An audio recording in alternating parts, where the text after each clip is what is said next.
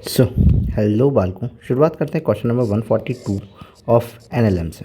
तो question number 142 of NLM हमें क्या कहना चाह रहा है कि ये कह रहा है कि body of weight 50 newton is placed on a horizontal surface. ठीक है, कोई हॉरिजॉन्टल सरफेस है, मान लेते हैं कि ये एक हॉरिजॉन्टल सरफेस है और इसके ऊपर एक बॉडी जो है वो क्या कर रही है, रेस्ट कर रही है। तो अपने ये बॉडी बना दी जो कि इसके ऊपर क्या कर रही है, रेस्ट कर रही है।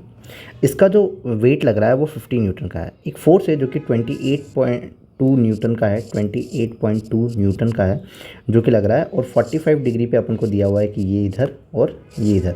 तो अपन ऐसा कर सकते हैं, 45 डिग्री पे दो कंपोनेंट ले सकते हैं। अगर मैं इसके कंपोनेंट लिखूँ तो ये कितना हो जाएगा, 28.2 cos 45 डिग्री, और यहाँ पे लिखूँगा तो क्या लिखूँगा, 28.2 sine 45 degree. cos 45 and sine 45 की वैल्यू जो होगी वो सेम होगी, 1/√2 ही रहेगी।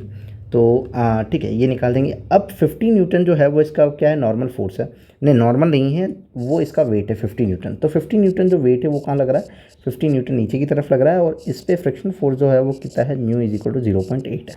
तो नॉर्मली अगर मैं फ्रिक्शन फोर्स कैलकुलेट करूँ तो मैं क्या लिखूँगा, न्यू एस एन लिखूँगा। Mu s N normal m g के बराबर आ जाएगा, तो जो कि कितना है 0.8 इंटू मैं एन अगर देखूँ 50, तो ये पॉइंट हटेगा, 10 लगेगा, 5 4 ज़ा 40, 8 5 ज़ा 40। तो 40 न्यूटन का फोर्स अपन को रिक्वायर्ड है जिससे ये ब्लॉक क्या कर सके, चल सके। ये अपना लिमिटिंग फ्रिक्शन है कि भैया इतना अपने पास में 40 न्यूटन तक का फोर्स होना चाहिए। अगर 41 न्यूटन है तो ये चलेगा, 40 तक आया तो चलना स्टार्ट करेगा।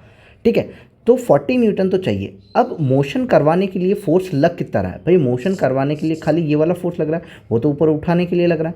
मोशन करवाने के लिए फोर्स कौन सा लगेगा, 28.8, ये 28.2 cos 45 डिग्री के लिए क्या जी 1/√2, और 1/√2 को अपन लिख सकते हैं 1.414। तो यहाँ पे दो तक ही है तो 1.41 ही लिख लेता हूँ। पॉइंट हटा के 2 0 आ जाएंगे, यहाँ पॉइंट हटा के 1 0 आ जाएगा, 1 जा ये 2 जा हो जाएगा, 1 0 से 1 0 कैंसिल आउट हो जाएगा, ये 20 न्यूटन आ जाएगा। तो अब 20 न्यूटन है और 40 न्यूटन मतलब मूव नहीं कर रहा होगा भाई, लिमिटिंग फ्रिक्शन फोर्स 40 था, लग कितना रहा है 20, तो मतलब मूव कर नहीं रहा है। अगर मूव नहीं कर रहा है तो जो लग रहा है वही क्या है, उसका फ्रिक्शन फोर्स है। तो कितना हो जाएगा 20 न्यूटन। तो फर्स्ट ऑप्शन आ जाएगा कौन सा, 20 न्यूटन हो जाएगा। देन आफ्टर ये कह रहा है कि normal reaction on the body, के बॉडी के ऊपर नॉर्मल रिएक्शन फोर्स भी फाइंड करो। भाई नॉर्मल रिएक्शन फाइंड करने के लिए यहाँ वाले कंडीशन देख लेते हैं कि वेट कितना लग रहा है। भाई वेट 50 न्यूटन लग रहा है और 28.2 साइन 45 का लग रहा है, ऊपर लग रहा है। तो इन दोनों का रिजल्टेंट एफ नेट जो होगा वही क्या होगा, नॉर्मल होगा, जो कि परपेंडिकुलर चलेगा सरफेस से। ठीक है, वही बात है कि 28.2 साइन 45 की वैल्यू भी सेम आएगी 20 न्यूटन। क्यों, क्योंकि साइन 45 और कॉस 45 की वैल्यू 1/√2 ही होती है।